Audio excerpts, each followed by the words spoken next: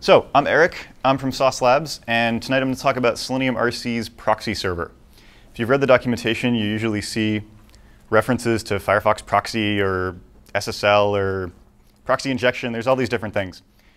The way that Selenium gets JavaScript into unwilling browsers is by providing a proxy server, and there's some cool tricks you can do with that and a whole bunch of problems that people encounter in testing that Selenium's proxy server can solve.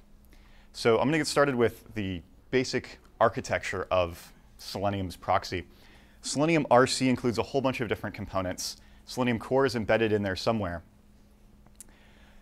The first thing it does when you say get new browser session, you're talking to an HTTP server, and that invokes a browser launcher, which fires up your browser, be it Opera, Safari. Those are the big ones that get proxy moded. You can do iExplore proxy or Firefox proxy sometimes for those other browsers. And it sets up the browser with a proxy auto config file. This tells the browser, for these particular domains, which happens to be all domains in most cases, use this server as your proxy server. So rather than setting a global proxy, it sets up a couple of details, and you can set that with flags. The way I usually like to run it is with using Selenium as the proxy server for everything. So that same 4444 port that you're talking to with your tests, you're also talking to with the browser. When the browser boots up, it boots up to a particular web page. And when you run it in proxy mode, it boots up to your domain /Selenium server /remote server.html. That gets picked up by the Selenium proxy here and injects Selenium core into your browser. So that loads a whole bunch of other resources. Now Selenium core has been injected onto your domain. So you go to like google.com/selenium-server/remote, and like there's a web page there. It's on Google or on whatever domain you launched Selenium with. That is the magic that gets us across the cross-domain JavaScript issues that Selenium sometimes encounters. So suddenly, Selenium's JavaScript is on your domain, and it can do anything it wants. To send information back to the server or to communicate, it just talks to your domain /Selenium server /some special URL, and it's proxied right in there. When you issue any other requests that aren't to that Selenium server URL, it just gets sent out to the internet by a pretty standard-looking proxy server. So this is how Selenium proxy injection mode works. If you're running Opera, it always does it this way. If you're running Safari proxy, like for example, Safari 5 on Windows, you need to run Safari proxy. Sometimes people will run iExplore proxy or Firefox proxy, but those are usually, they don't work so well. We'll get into the details of why. So this is a reasonable architecture for injecting JavaScript into a browser. This was sort of the original reason for doing it, and it works well. But there are some cool problems you can solve when you control the browser completely using Selenium. First off, instead of running Wireshark on your Selenium box, you can capture all of the network traffic that's coming from the browser. Because it's all being routed through Selenium, we can sneak in right here, and if you turn on capture network traffic, every HTTP request that gets proxied through this whole system ends up going into a log, which you can then query later. You can use capture network traffic to debug buggy assets. Sometimes we'll get situations where like that one JavaScript file won't load and your page will time out. You can use it for performance monitoring a little bit. You can use it for other kinds of debugging. And the cool thing is you don't have to modify anything about the environment. All you do is set a flag to Selenium, and it takes care of capturing the network for you. We can also do the same thing essentially in reverse with add custom request header. This is really cool. When Selenium's making the request, it's intercepting everything, and it can sneak custom HTTP headers into your HTTP requests coming from the browser. So the browser says, open mywebsite.com. And Selenium throws in, oh, by the way, add an HTTP authorization header, which, so we usually use HTTP basic for like testing environments. Add an HTTP basic auth header with these credentials. Boom. Now your Selenium app is authenticated without having gone to the login page if your backend is set up correctly. This can cut out seconds from your test. We've had clients with kind of weird situations where you have to set a bunch of like X forwarded for headers and whatnot. You can just throw that right in there with add custom request header. And again, without modifying the environment, without doing anything weird, Selenium's proxy can take care of adding HTTP request headers. Now my favorite. This is the one that got me down this whole path, and I'm going to talk in a little bit more detail. How many of you test websites behind HTTPS in your staging environment? OK, about half, maybe a third. Some people in the Selenium community say don't do that. And yeah, there are some arguments for and against it. But the bottom line is often you don't have a choice, right? Management, QA management, whatever, somebody says you got to do it.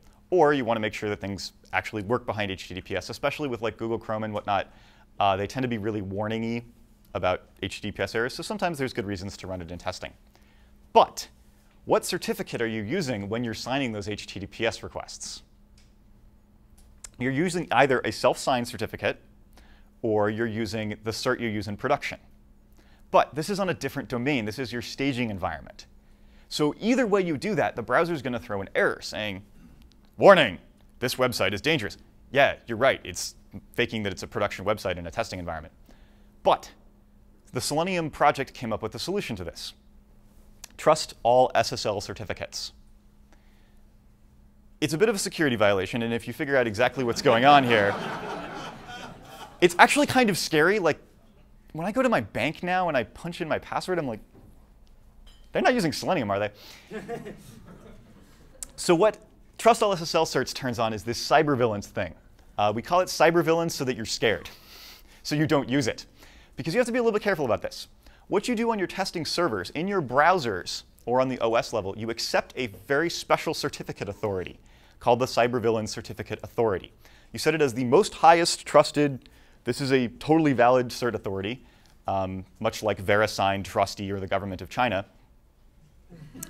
And the browsers will accept any certificate signed by that authority. Selenium includes that authority, including its private key, and can then re-encrypt every single HTTPS request your browser makes with this new certificate generated at runtime based on that certificate authority. The browser goes, oh, look, it was verified by cybervillain. Well, I trust cybervillains. All right, we're good. So suddenly, all HTTPS works, no matter what. Self-signed, invalid, all kinds of weird, like buggy certificates it'll even accept. Because what's going on inside is normally when you have a proxy server and you use HTTPS, you issue to the proxy server HTTP connect. You say, give me a socket to this server and get out of the way. Because how else do you proxy an encrypted connection? Well, what Selenium does is says, oh, yeah, I'll give you an encrypted connection, sets up a loopback connection to itself, and then serves the web page over this encrypted socket and says, hey, look, here's your web page. Inside Selenium now, it makes an actual request using this trusting HTTPS client. There's a bunch of Java flags that you say, like, it's OK, it's OK. Trust all certs that come in. And Java's like, no, no, this is bad idea. But Selenium overrides all of that. And now you get this thing that goes out to the internet, makes the HTTPS request, comes back, hands the HTML over to this fancy interceptor thing, which hands it back, signed by cybervillains. And your browser says, all right, cool. So this solves all kinds of cool things. It solves invalid certs. It solves production certs. But the coolest part is all the other things we did, like adding headers, logging traffic, this part right here is not encrypted. So inside of the Selenium server, you can now do things like add custom request header, even though you're dealing with an HTTPS secure connection. So since you're probably running HTTPS in testing, this lets you do all of the cool things you want to do with Selenium in testing, even though it's an encrypted connection. Now imagine what this means for the rest of the internet. Don't ever, on your development box, trust the cybervillain certificate authority. Because now you're saying anybody who can download Selenium can masquerade as my bank. So do this on your testing boxes only in your test infrastructure. In SOS On Demand, all of our browsers trust cybervillains. It's a testing only thing.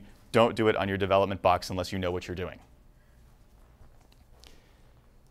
So we have these three things you can do with the Selenium proxy server. What do you do with them?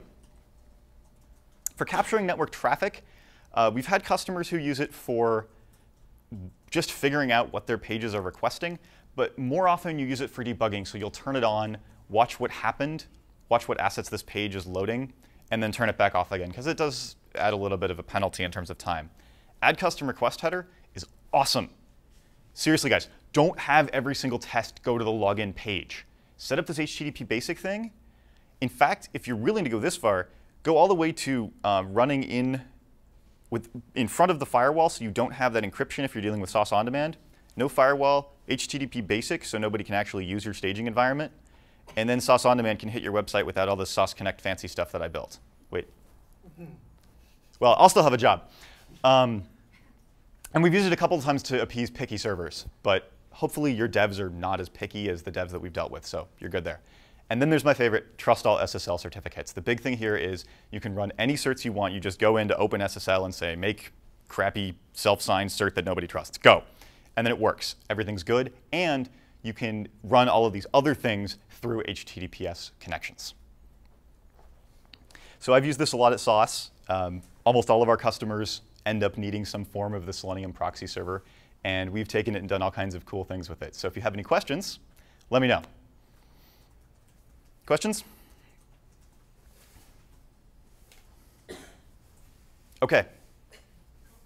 Cool. If you have any real questions that you don't want to ask, like, talk to me afterward. I'll be around. And if you have it, you can also email me. I'm on Twitter. And once in a while, I publish things on GitHub. Mostly, I publish cool Ruby stuff with Selenium.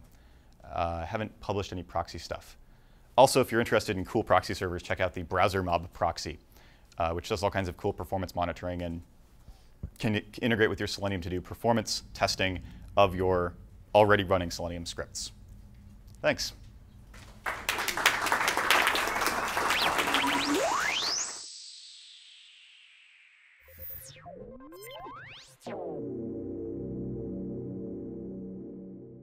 My name's Dan. I work at Redfin. We're a real estate company, and we do some testing. I'm here to talk to you today about testing files on disk using Selenium. If you went to an earlier Selenium meetup where there was a bunch of whiteboards and whiteboarding, you might have seen me talking. If you have seen me deliver that talk, I'm sorry to tell you that there's absolutely nothing new in this one, and that now would be a great time for you to check the Twitters. Well, there's one little thing. There's a technical detail I'll toss in at the end just to keep you guessing. The number one problem of Selenium tests is flakiness. You run them, you rerun them, and they don't run right the second time or the third time. Or they do run the third and fourth time, but not the fifth time. There's all sorts of problems you encounter, and this is a technique that will help you address the number one problem with Selenium tests, which is flakiness. It also addresses the number two problem, which is performance. They run too slowly. So what is the technique? Well, it's very simple. You don't test your website. Instead, you test a file on disk. And I'm using a :/path just to make it explicitly clear what I mean by that. You take an individual file that you have packaged by hand that refers to your real code, your real JavaScript, and you use Selenium driver.get. This is the 2.0 version. You know, you could selenium.openit instead. You could driver.get that file. I mean, that is, you know, like a file URL. Specifically, pointing at it directly, no Apache, no web server of any kind, no cross-origin problems you're going to encounter because you handcrafted this test HTML file to be a test that could be run like this. Doing this is a lot of work. I say it's one line of code, but of course you have to make up this HTML file and a lot more HTML files just like it. It's a lot of work. However, it is awesome.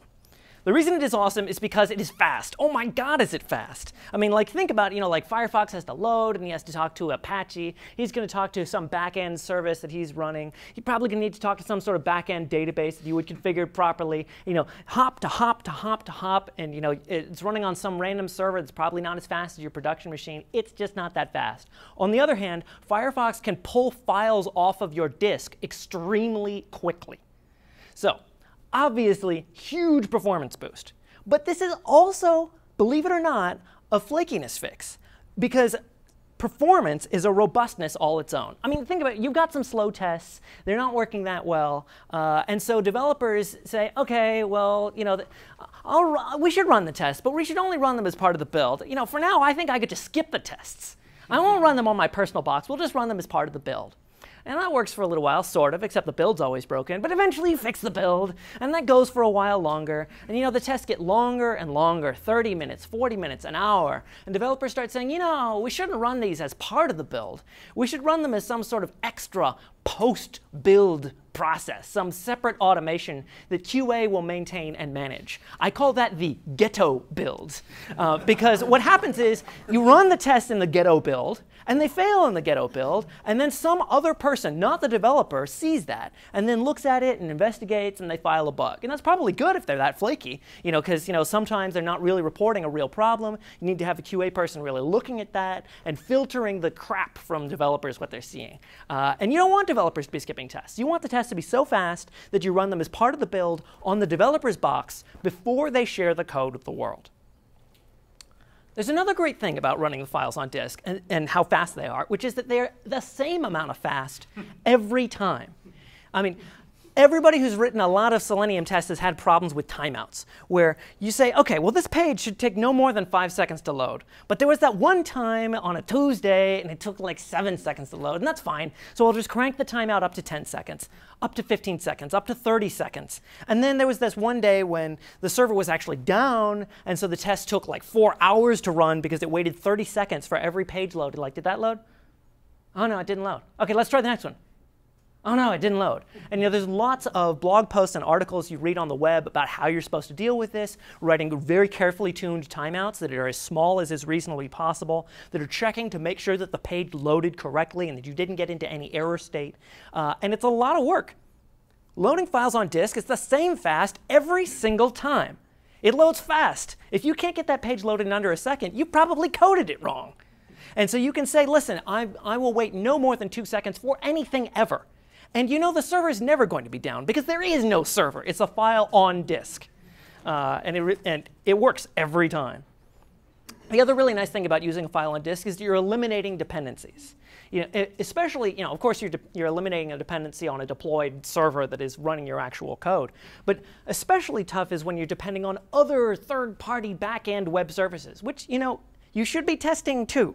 And Selenium can help you do that. But if you do most of your testing that way, directly through the external web service, then you're going to be at its mercy.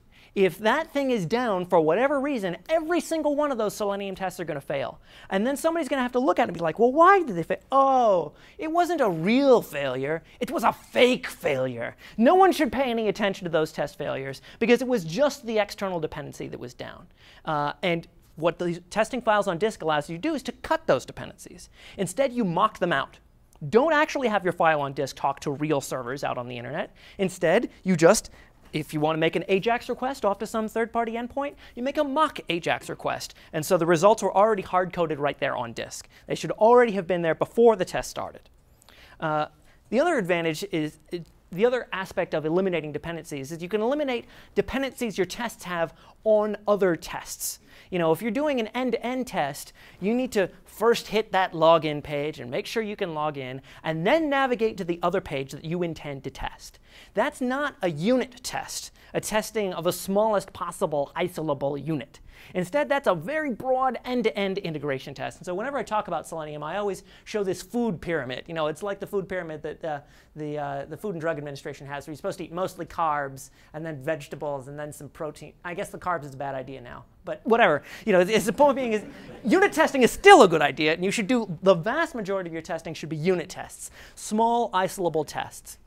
The reason you were running Selenium was to make sure your JavaScript worked right on this particular browser, not to automate what a manual QA engineer can do.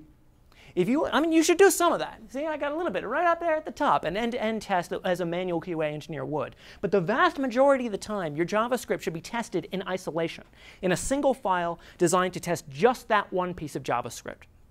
And I have a funny story to tell about this. At an earlier company, we had employed a vast army of contractors to record manual tests, lots of them. I think it took them like 2 or 3 months. And we had this huge morass of recorded tests, and they ran. And when they failed, somebody would re-record them or refix them or file bugs or whatever you're going to do. And then we changed the way the login page works. So every single one of those tests broke. And we could fix them. Of course, re-recording them was out of the question. But we could sort of do some find and replace and try to catch them, and that didn't work at first. So it took days to repair these tests when we made a very small change to the login page. I mean, you wouldn't notice it if you were an end user, but it really seriously horked our automation. This just doesn't happen when you're testing individual isolated chunks of JavaScript as a file on disk. There's another problem that you never have to deal with again when you're running off the file system, which is dirty tests. If you're running on a real database, likely you ran some test, and he created a user or created an object in your backend system, and then he depended on that object existing as he continued forward. Maybe he remembered to clean up that object. Maybe he didn't. But I think we've all encountered a case where some test created or did something, set a setting, changed something that broke a later test. This is impossible when you are testing files on disk because there is no state. There is no way for them to change something that could break a later test. That just never, ever happens. And this is a huge benefit for flakiness. It means that that kind of failure just doesn't happen anymore. There's another big advantage to it, too, which is parallelizability. The idea that you should be able to run as many of your tests as possible in parallel, simultaneously. But the biggest obstacle to that is, well, wait a minute, test 1 is going to create a user, and test 2 depends on this user not existing, or depends on being able to create just one object and search for it and have that be the only object in the system. So we can't run both of these tests at once. They'll conflict. When you're running tests as files on disk, they never conflict. They can't conflict. There's no state that they could get unsynchronized. You're guaranteed that to be able to run 4, 8, 16 Firefoxes all on one box, and they will run to completion just as naturally as a single Firefox running all by itself. And that's pretty awesome, too. Suddenly, in addition to the performance gain I got out of just testing the file on disk, now I can run them 16 times as fast, 32 times as fast. As big as your iron can get, you can run that many Firefoxes. And that's pretty cool. All right. So I did mention I had one technical detail that I did not go into very much discussion about at the whiteboard meeting, which is that browsers don't make it easy to write this kind of test. In particular, they all have file security restrictions, that is, restrictions that apply only to file://URLs. I didn't really know how to draw this, so I'm going to try to describe it. So suppose you go to a random website like foo.com, and you save it to your My Downloads folder. You just file, save as, save that web page. And then you open that web page in your ordinary web browser. Without these restrictions, the file://URL would be able to access any other file://URL. So he could grab other JavaScript resources he needed, or any document that were on your computer. The JavaScript in that saved file could reach into your My Documents folder and start messing around in there. He could access the directory, which in Firefox it makes this little directory listing with a list of all the files. If he could read that, he could read your entire hard drive and then send it to a remote server, by posting it into a form. He'll create a little form, where the destination is an evil hacker's website, and the content will be this file that he slurped out using an XML HTTP request, which is freaking terrible. You should not allow this. Unfortunately, the browsers, for the most part, don't allow it. Instead, they have some settings that you can set to allow files to have broader security access than they otherwise might. Firefox, by default, sets it so a file on disk can access other files in the same directory or any subdirectory of that directory, which is a pretty sane default. But you can turn that off if you want to. For example, if you want to have your tests off in this directory and your code off in this directory, well, that's not going to work by default unless you set this setting. You go to about:config and set security.fileuri.strict_origin_policy. If you're using Selenium RC, you can set a setting in your Firefox launcher that will set that. And Chrome actually does not have a sane default, in my opinion. Their rule is that you cannot access any files if you are a file. No files at all. And you can set a command line flag. There's no registry setting you can set. It's a command line flag. You can set -- allow file access from files. Once you allow that, anything has access to anything. In Internet Explorer, the restrictions are fairly weak, except that file URLs can't run JavaScript at all by default. You get a little info bar at the top. It's like, bloop, did you want to run some JavaScript on this file? That might not be a good idea. And of course, you could manually click yes, but it's hard for Selenium to click yes. So you can just go to Internet Settings, Advanced, Security, allow active content to run in files on my computer. Unfortunately, on Safari, there's nothing. And we actually took advantage of that while we were writing Selenium to inject JavaScript directly into the browser by first navigating to a file and then allowing that file to control any file on the internet, access other files, do as you like. So be careful. Don't save documents to your My Documents folder from the internet. It's probably not a good idea. Yeah.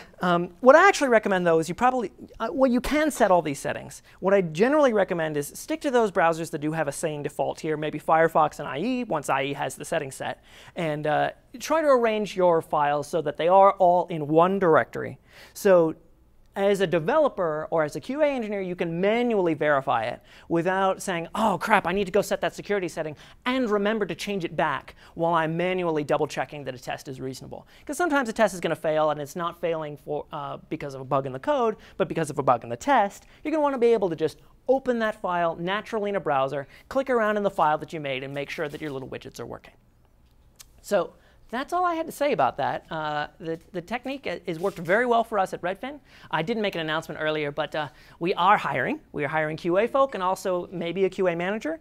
I have a big stack of business cards over here, and I recommend that you not submit your resume to jobs@redfin.com, but instead submit them to me, so I get a big fat referral bonus.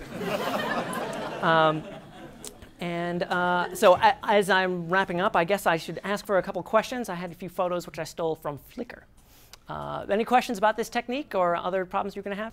If you're just testing your JavaScript, why not use, say, Jasmine or some other JavaScript testing framework? I'm not familiar with Jasmine in particular, but the JSUnit. There's a lot of those. So if you're just testing the logic of your JavaScript, a headless JavaScript tester is a good idea. But a lot of the time, what you wanted to do is make sure that your JavaScript works in IE. And saying, I want my JavaScript to work in IE does not require a real web server. A simple page that uses your JavaScript on a file is good enough to make sure that your JavaScript works on IE, which, at least for us, is 80% of what we wanted to validate. I don't need it in the context of my whole running web application to verify that. Headless tests are good, too, and they have their place. I recommend both. People ask me, should I use Selenium or should I use a headless test? And I say, yes, you should use both. And in general, in any QA question, should I do this kind of testing or that kind of testing? Do some of both. You should always do that. There are two more questions. I'll cram them in. Oh, yes, if you would go to the microphone. Oh, I will repeat what Eric's question was, actually. Eric's question was, why don't you use a headless JavaScript framework if you're just testing JavaScript? Why don't you use Jasmine or JSUnit? And there are multiple JSUnits, one of which is headless and the other which is not. And there's probably some other guy who called it JSUnit, and nobody can stop anybody from using that name. Yes, question? Yeah, so I'm just curious. It seems like there's a lot of manual work to go in and adjust all of these settings so that it can run properly on my development machine. Do I then have to kind of go back and remember to change that back afterwards? Or do you have a VM set up for this specifically? And that's why I recommend you not do it. If you put all your tests in one folder, you don't have to set anything in Firefox. It's all in one folder. Firefox is happy to run it. And similarly, don't run any JavaScript from file URLs. Might not be a setting that you need to have set on your personal dev box. I feel fancy-free and run my actual computer like that. And I'm just very careful of what files I open in IE. All right, so you don't personally, at Redfin, you guys don't have like virtual machines dedicated that are set up like this? We also have virtual machines, and those virtual machines are already configured. Okay, so they're set up like that. But you're going to want to manually verify your tests by hand anyway. Yes. And so try to avoid needing to make people manually do work and then remember to change it back. But okay. Yes, if you do try to use the techniques that I'm describing here, this IE one, I think it's all right, but it's a personal decision. But this Firefox one, I would not turn this off probably. It seems like a pretty sane default. And Chrome, don't run all the time with allow files to access other files. They could do anything. You'd be like Safari, which is terrible. Okay, great. Thank you. I think this will be my last question. All right. How do you deal with the Ajax requests? The way you deal with Ajax requests is you mock them out. Instead of doing a real Ajax request back to a real server, you do a mock Ajax request that returns hard-coded data. So you generate the data in advance and put it into your JavaScript. And one of the cool things about JavaScript is that JavaScript can overwrite practically anything in JavaScript. So you can write a line that goes like this. Instead of new XML HTTP request, XML HTTP request.open and send, you can say, well, XML HTTP request equals my crazy code. And then later in your code, when you say new XML HTTP request, open and send, it's not really doing an XML HTTP request. It's running your crazy code that is doing a crazy thing. And what is it doing? It's taking a hard-coded result that was already checked into the file. And when somebody calls send, it immediately turns around and replies as if it were a real XML HTTP request. If you Google for mock XHR, mock XML HTTP request, you will see a lot of people talking about how best to do this. It's a pretty straightforward technique, and it works. All right. That's what we do a lot. Thank you. OK, I think I'm out of question time. If you have more questions for me or would like to give me a resume or something, fat referral bonus. So come talk to me. Thanks.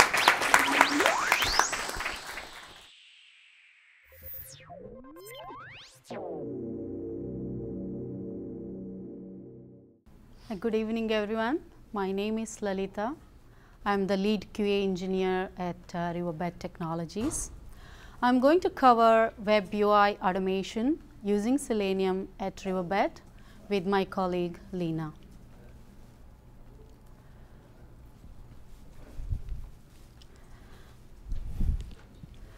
First, I'm going to give introduction to Riverbed and its family of products.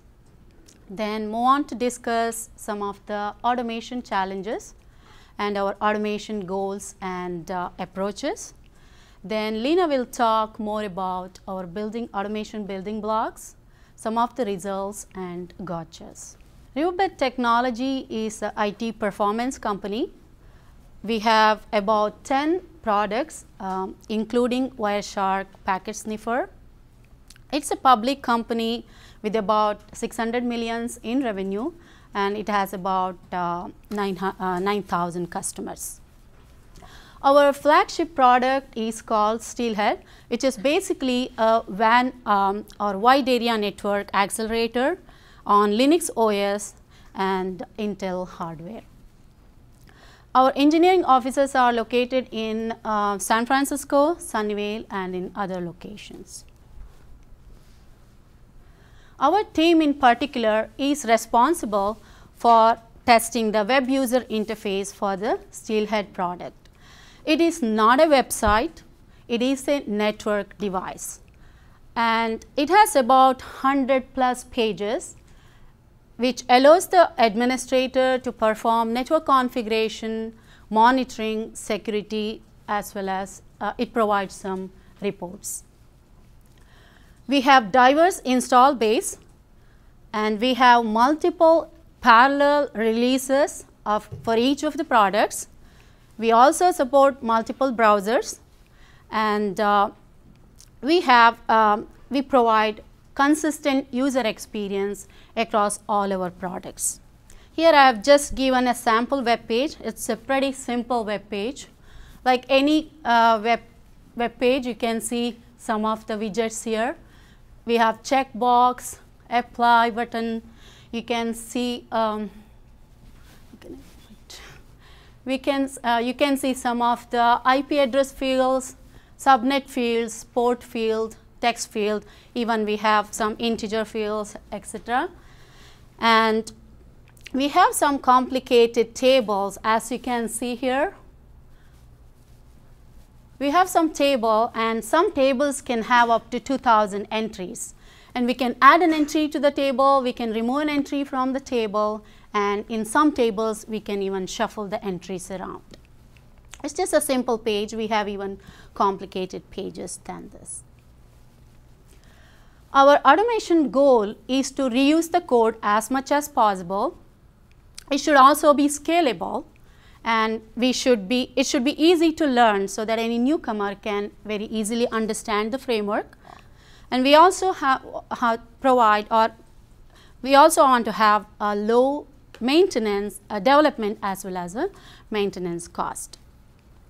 We provide multiple layers of abstraction while writing the test case, and each of our tests are data driven.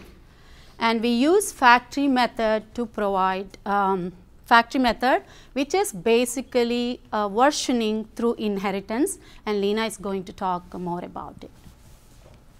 Our automation surveys, as you can see here, which is mostly written in Python and that uses Selenium.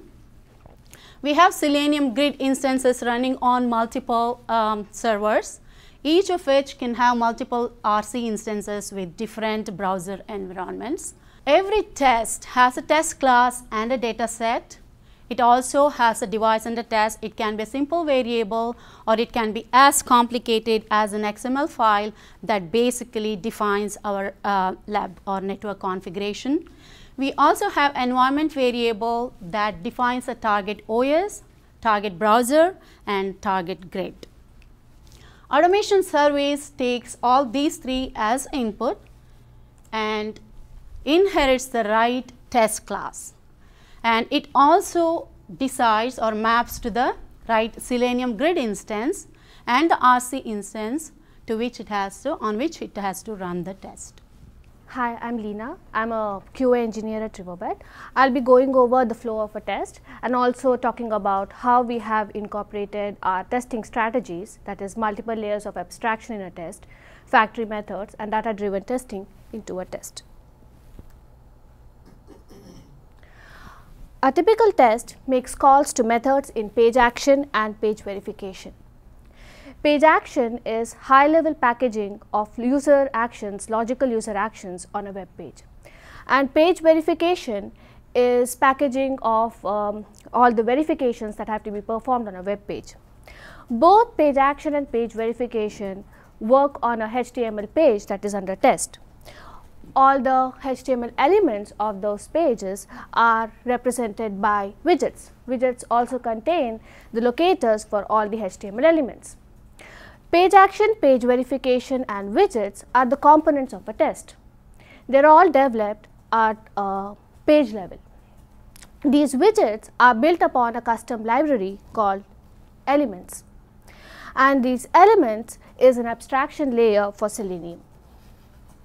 So, if you remember, I said that having multiple layers of abstraction in a test is one of our testing strategies, and here you can see page action, page verification, widgets and elements are the multiple layers of abstraction in a test.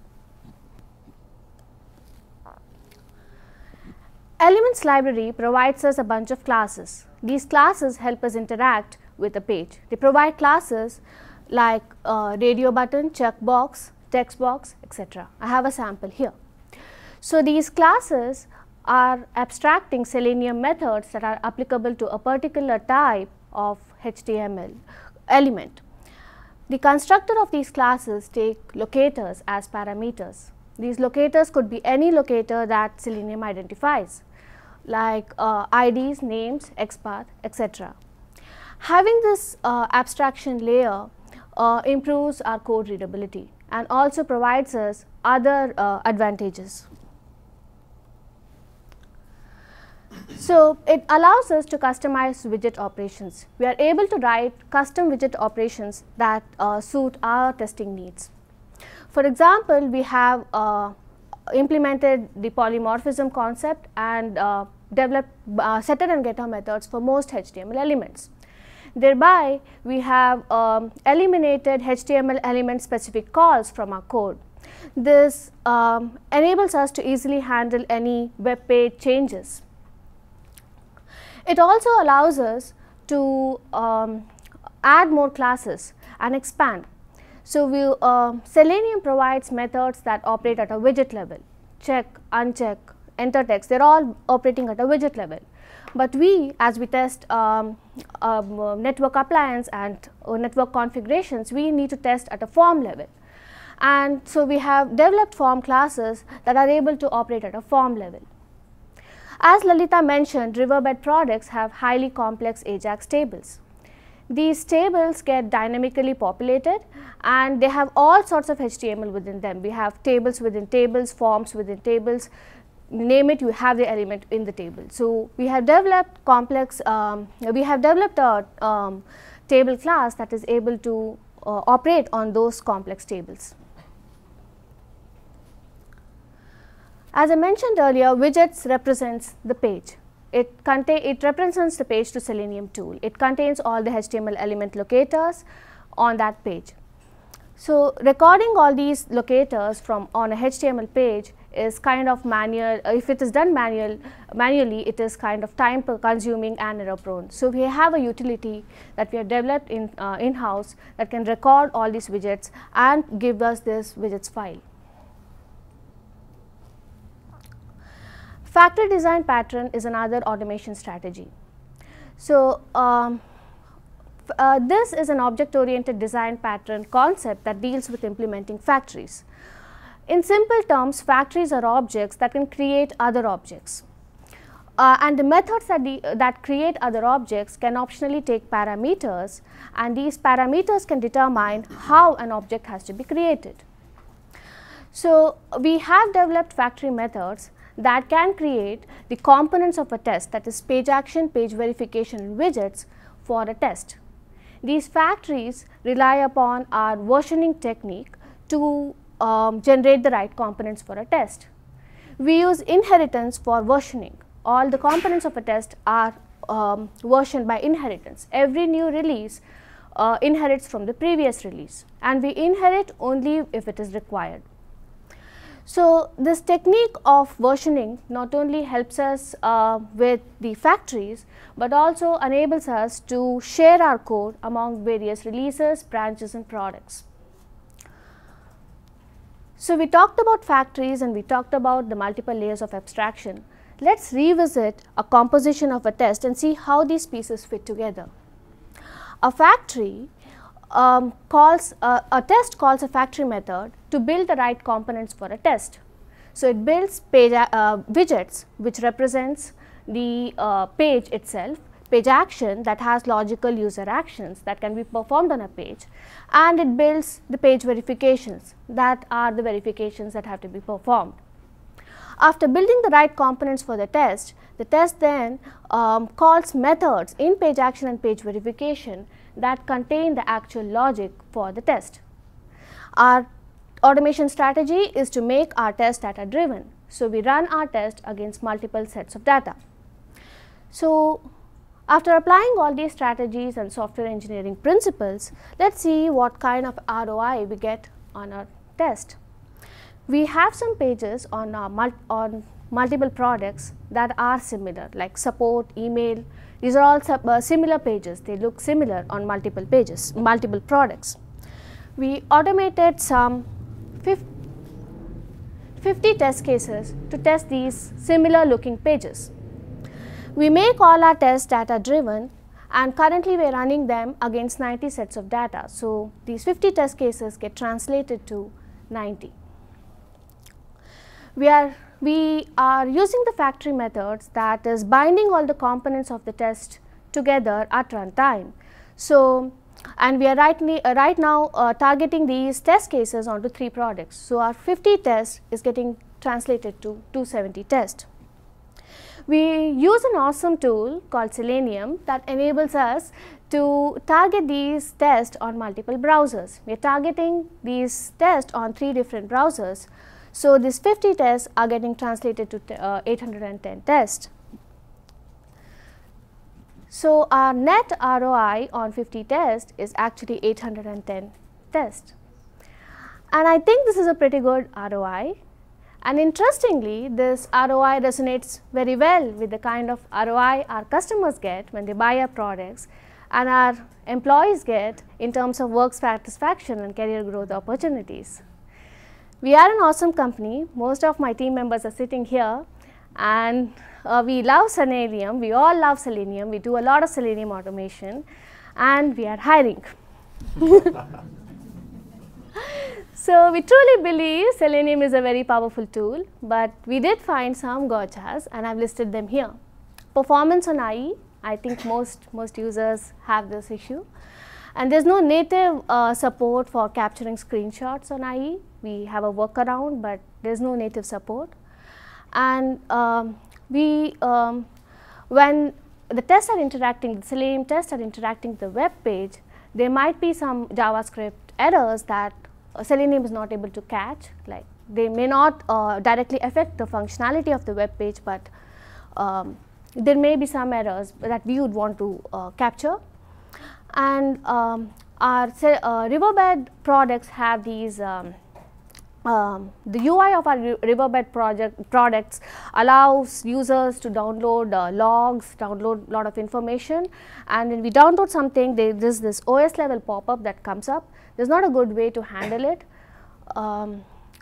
And we ran into some issues when we were running our Selenium grid setup on VMs. So we really didn't explore as to what the root cause was, but we had a lot of issues. We have moved everything to a physical box and everything works fine. Yeah. Questions?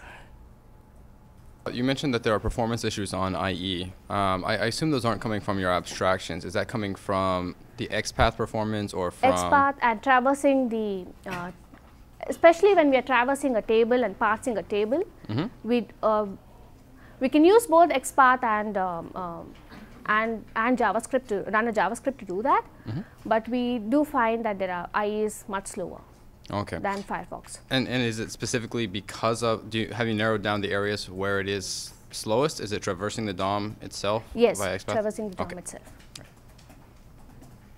So the question I wanted to ask was about versioning through inheritance, which is not something I'd normally heard of. I mean, typically, I feel like versioning is done, you check in a version, and then later you change it, and you check in the next version, and source control is your only versioning, or maybe you'll make some branches. It sounds like you're keeping an old version and then making a new version that inherits from the old version while the old version remains around. Why? Yes, because, so so first of all, we are testing a product, right? So supposing there is a version 5 that goes out, and we make a change, in the old version, we still need to support that version, so we still need to test that version. Wouldn't you check in, at other companies, you'd have a version 5 in a branch, and you have version 6 in a branch, and you check in your tests to the version 5 branch, and another copy of the test in the version 6 branch. Yeah, but going by the copy, then you'll have to maintain 2 different branches. We don't want to do that. Okay. So by using inheritance as a mechanism of versioning, you're maintaining just one code. And by making changes all in one place, you are able to leverage that change all over. Okay, thank you.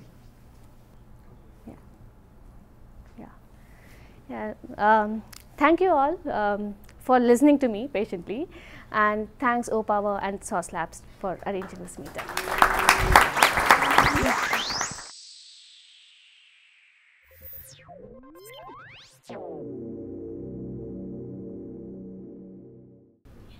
Okay, everybody. My name is Alois. I'm not hiring, sorry.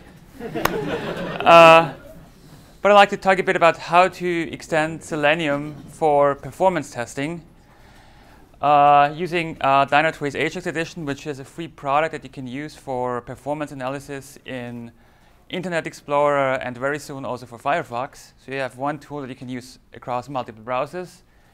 In case for any questions, I'll bring it up later. Here you have all my contact details. Instead of having a lot of PowerPoints, I jump right into code and want to show you how easy it is to make a functional test, a performance test, to get all performance data out of it, and then even continuously record how the test behaves over time without just really doing some minor settings here. So I've set up a very complex test. It's probably the most complex test I've ever written for those who can read it. I'm going to Google, I'm typing Dynatrace in the search field, and I'm clicking on the second result. So this test is actually run by an unscript. And what it does, it works. Okay, that's normally the point where everybody's impressed. Yeah? Okay, so far, this is pretty much a normal Selenium test. So what's behind this is more or less, this is a page object that's just doing this operation. So nothing really specific, and it looks pretty much like a normal Selenium test. So now what's the difference to a normal Selenium test? In the build script, what I did, I simply passed in 3 additional environment variables here. Oops, let's see where this guy works. Okay, we don't need one. It does? Yeah. So I pass in 3 additional environment variables. And what these variables bring me is that the Dynatrace agent automatically starts when Internet Explorer starts up and sends all its data, so records all the performance data directly and sends it to Dynatrace Ajax edition. You see I've tested this before. And what it has done in the background,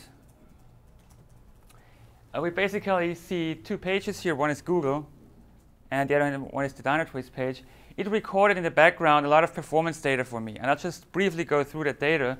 You can find more information online. Like, what it will tell me is it will provide me an overview of the caching behavior of the browser. So whether they are short cached resources, resources that have not been cached. So all things like that, telling me how big the resources are and where there's potential optimization potential in here. As this is, quite optimized, we don't see a lot here, but we still get the information here. The same would we get for network, where it more or less shows us which network network requests we've made, how long they took. Also checks XHR requests, how long those XHR requests took, and the like. And at the same time, it checks for all JavaScript functions that have been executed that exceed a certain amount of time. So we have this kind of 20 millisecond time interval in here, which is kind of the interactivity time. That for a user is kind of what you still feel as being highly interactive. And it shows me all those script blocks. What it would also do if you're using a framework like jQuery or Prototype, it will show you selectors and how long those selectors run, because very often those selectors are the problem. But it doesn't only do that. Like here, it would also tell me, just move this guy up a bit here, where this code has been executed. So actually what it provides forward and backward traces. In this kind, it's a forward trace. So it's telling me, OK, this ready changed event handler, what it has actually executed, and how long the execution of this code took. If I want to get more details, or see how the page really behaved over time, I can get more or less the global picture of my whole test. Oops, I'm just stepping on the mic here. So what you see here is, first of all, that we're using a lot of tracking sites when you come to our website. But more importantly, we see a CPU consumption during the test run. We see JavaScript execution, when JavaScript actually was executed, rendering, so we get all rendering activities. We see each code that forces rendering, so that schedules rendering, as well as when actual rendering activity on the page occurs. And for sure, the whole network activity here also encoded by the different types of resources that get downloaded. So this provides a quite deep look into what your page was actually doing, how it works, and gives you a detailed insight. You might now think, OK, I have test cases that run 1 minute, 2 minutes, we heard about before, longer 30 minutes. So if I see this for 30 minutes, I have no idea what's going on. Therefore, we have a specific concept in here, which we call markers, which I have on the Google page here. As you see here, where it tells me that this was the point where I started the search. How does it know that? Isn't that a bit creepy? Well, at the end, it's software, and it's in the code. So what my page object more or less allows me to do, I can say I want to mark an action. So I just want to say that I start an action or I stop an action. And what it simply does a simple JavaScript call and tells me that this action has been performed right now. OK, it's not that creepy anymore, probably. What the Google page more or less does here is exactly that. So it's just marking the start search action and before it sends the keys. You could also time actions here, like Ajax actions, like start typing, and now I'm getting the result back, because you can also put it into your code. So when I'm then interested in something specific in here, I can even directly drill down into what we call the pure path. So what this actually is not like in the regular profiler what you would see. It's not an aggregated call graph that someone takes all the JavaScript that has been executed together. So rather than that, it shows you every single activity on the web page, like what has been triggered, like, for example, in the load event here.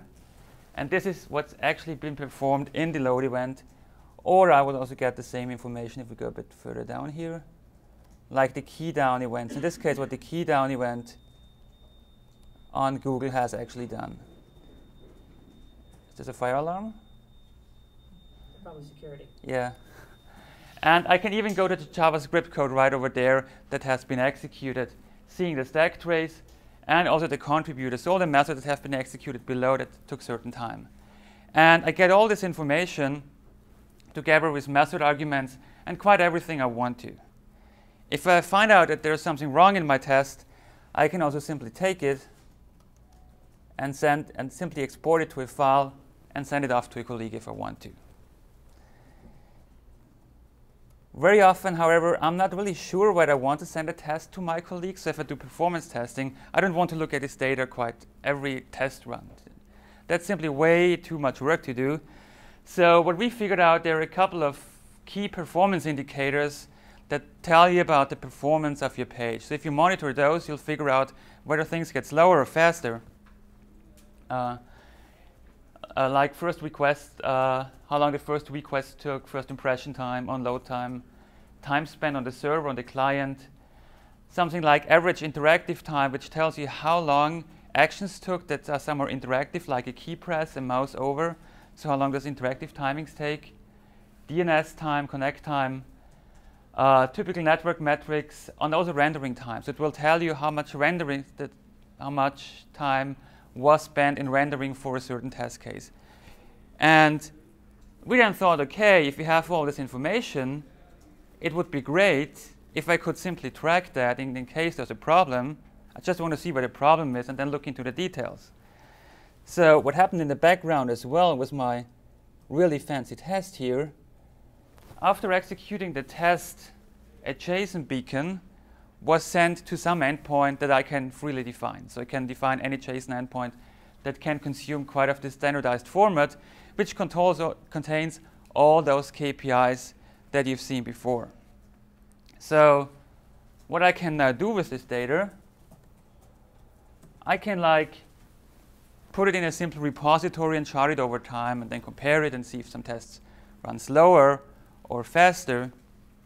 Then simply figure out why those tests got slower or faster, even drive notifications based on that.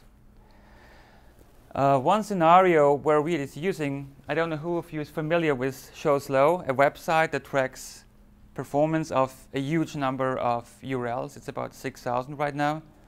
For the public instance, you can also do it privately. So you can just download it and use it as a private performance repository.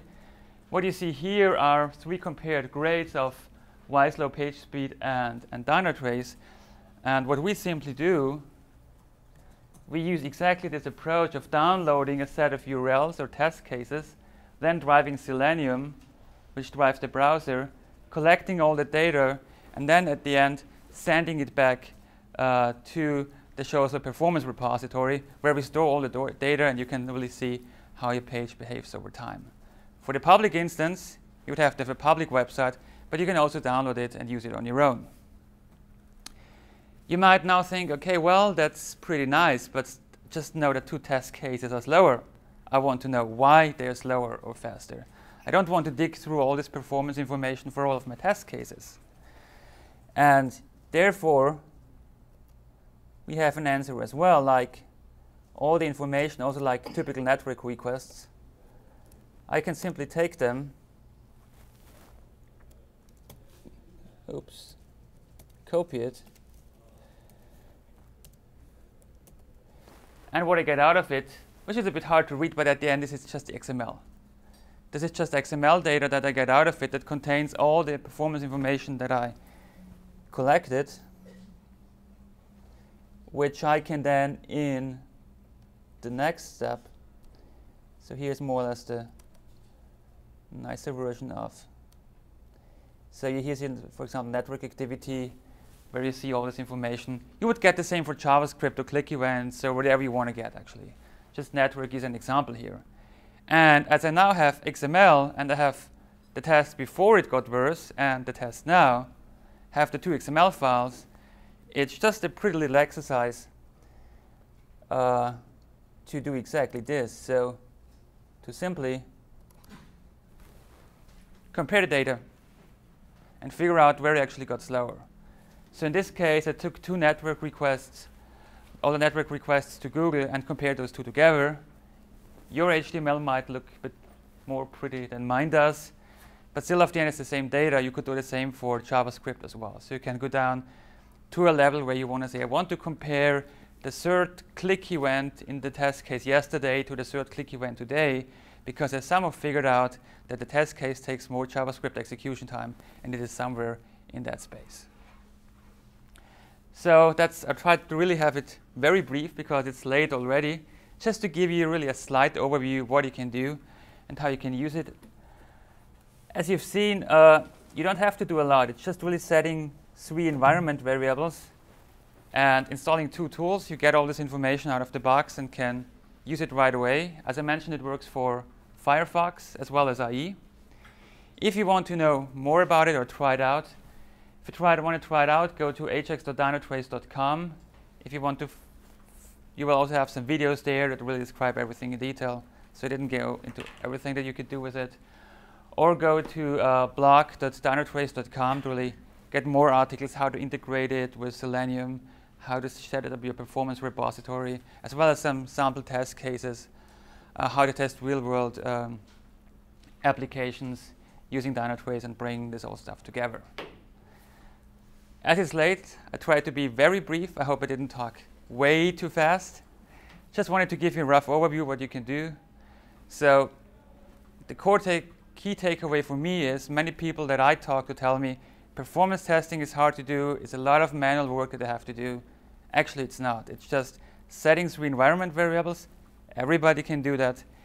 And all the tools that you have here are also available for free, so you don't pay a single buck for all of this. Thank you.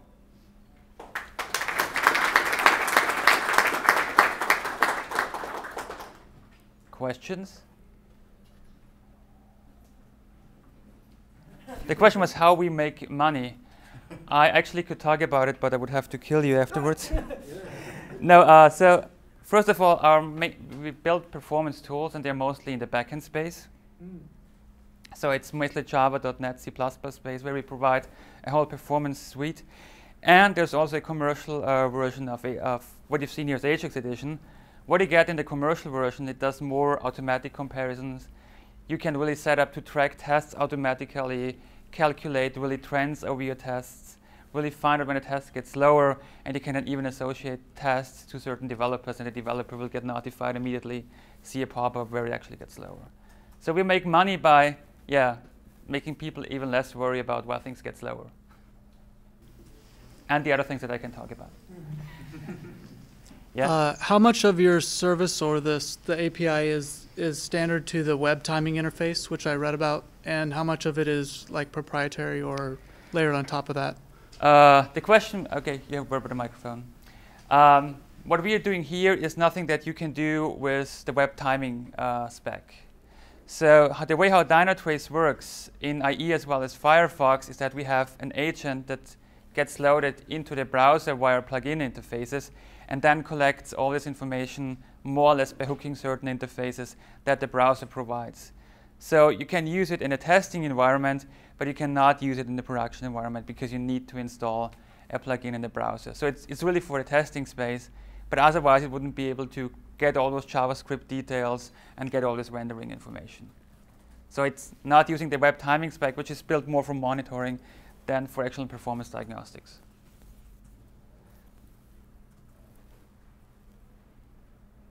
Any other questions?